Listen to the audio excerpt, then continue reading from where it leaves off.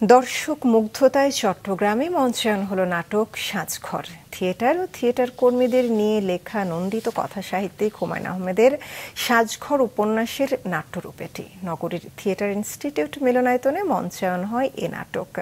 এ নিয়ে নাজমুল সাদিকের রিপোর্ট, ক্যামেরায় সাথে ছিলেন রবিউল টিপু।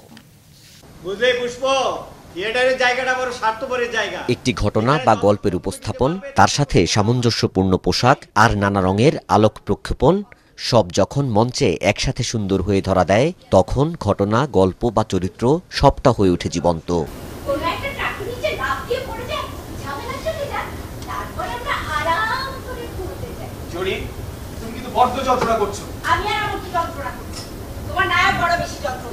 মনে হয় এ যেন মনের কথা বা চারপাশে ঘটে যাওয়া কোনো ঘটনার বর্ণনা। এই যে থিয়েটারের এত সমস্যা, তারপরেও থিয়েটার কেন টিকে আছে? এই সময় দর্শকরা আর দর্শক থাকেন না, অবচেতন মনে নিজেরাই হয়ে যান সে নাটকের চরিত্র। আমি তো কই না হেরা ভালো মানুষ না, তাই আমার বাবুর আমি হের কাছে দিব না। কেন দিবা না?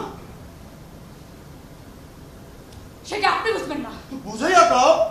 গল্প আর অভিনয়ে একাত্ম হয়ে মঞ্চে দর্শকদের এই যে জীবনচক্রের স্বপ্নের ভ্রমণ, এই যে মঞ্চে একটি সাজানো গোছানো পরিপাটি নাটক দেখা, তা নির্মাণের পেছনে কত কষ্ট, হাসি, কান্না, দুর্ভোগ ও ত্যাগের গল্প রয়েছে তা কিন্তু অজানাই থেকে যায়। নন্দিত কথা সাহিত্যিক হুমায়ুন আহমেদ থিয়েটার ও থিয়েটারের মানুষের এই না জানা গল্পগুলো ফুটিয়ে তুলেছিলেন তার সাজঘর উপন্যাসে। সমসাময়িক বাস্তবতার আলোকে এই উপন্যাসের নাট্যরূপ নাটক সাজঘর দেখে মুগ্ধ দর্শকরা।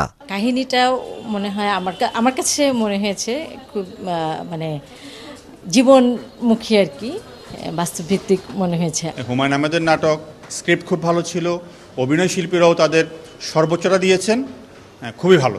দর্শক তো বেশ লুফে নিল, দেখলাম অনেক দর্শক হয়েছে এবং তারা বেশ আনন্দ নিয়ে উপভোগ করেছে।